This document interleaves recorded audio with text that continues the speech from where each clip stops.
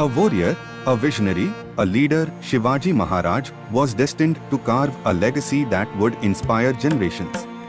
But before he became the formidable Chhatrapati, the Deccan was a land embroiled in conflicts, power struggles, and shifting allegiances.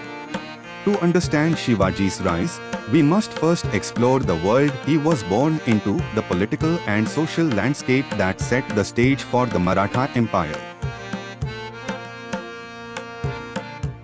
The 17th century Deccan was a cauldron of rivalries. The Mughal Empire, under Emperor Shah Jahan, was expanding aggressively from the north, while the Deccan Sultanates, Bijapur, Golconda, Ahmednagar, and Bidar were locked in perpetual wars. These sultanates, though powerful, were plagued by internal conflicts and external threats. The mighty Mughal army sought to subjugate the Deccan, seeing its wealth and strategic forts as valuable prizes. Meanwhile, the Deccan Sultanates were wary of Mughal expansion and often formed temporary alliances, only to betray each other when it suited their interests. The constant conflicts weakened their ability to resist the Mughals, leading to a slow but steady loss of territory. Additionally, the Portuguese, who had established themselves on the western coast of India, were another significant force. They controlled key ports and trade routes, levying heavy taxes on local merchants and maintaining a naval presence that influenced Deccan politics. The presence of European powers added another layer of complexity to an already volatile situation. Amidst these power struggles, the Bhonsle family, led by Shahaji Bhonsle, rose to prominence. Shahaji was a brilliant strategist who served various rulers, including the Ahmednagar and Bijapur Sultanates, navigating the treacherous political landscape with skill. Shahaji was not just a warrior but also a visionary. He recognized the growing instability in the Deccan and sought to establish a semi-independent base for the Marathas.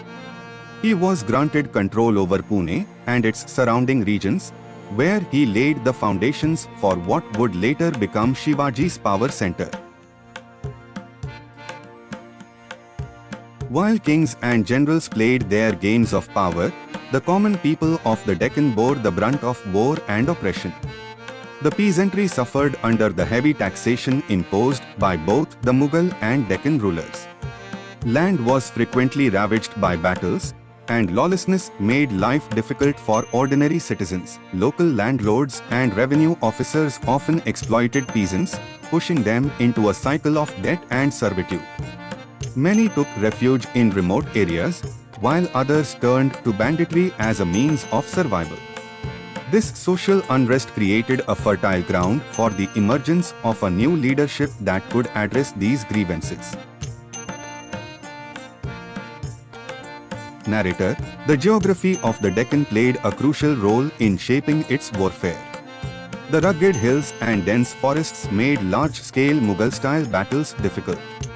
Instead, the Deccan rulers relied on well-fortified forts, mounted cavalry, and quick guerrilla raids. However, most of the rulers focused on short-term conquests rather than long-term stability.